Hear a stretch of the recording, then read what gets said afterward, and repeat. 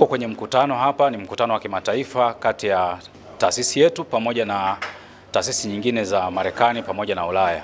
Na mkutano huu maudhui yake ni matibabu ya mgongo. Tunaita Spine 360. Tunafahamu kwamba Watanzania wengi tunawapata matatizo ya mgongo. Kwa hiyo tuliona kwamba ni muhimu sasa tuweze kufanya mikutano hii ya kubadilishana ujuzi na kushirikiana ili kuhakikisha kwamba tunatoa matibabu bora kabisa katika taasisi yetu, lakini pia na Tanzania nzima kwa ujumla.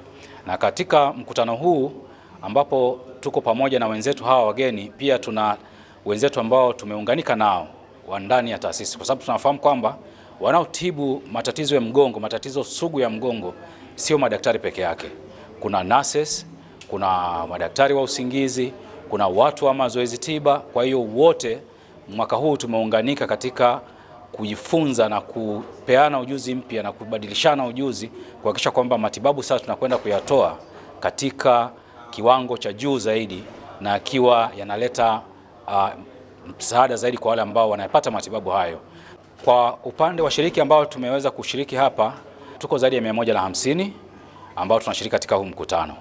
Na kati ya hawa washiriki ambao tunashiriki katika huu mkutano, kuna ambao wanatoka Marekani, kuna ambao wanatoka Ulaya na kuna ambao wanatoka nchi mbalimbali za Afrika. Wagonjwa ambao tunaona katika taasisi ya MOI wengi ni matatizo ya mgongo. Nikisema kwenye kawaida kwenye kliniki ya wagonjwa wa nje, 60% watakuwa ni maumivu, na maumivu haya ni ya mgongo.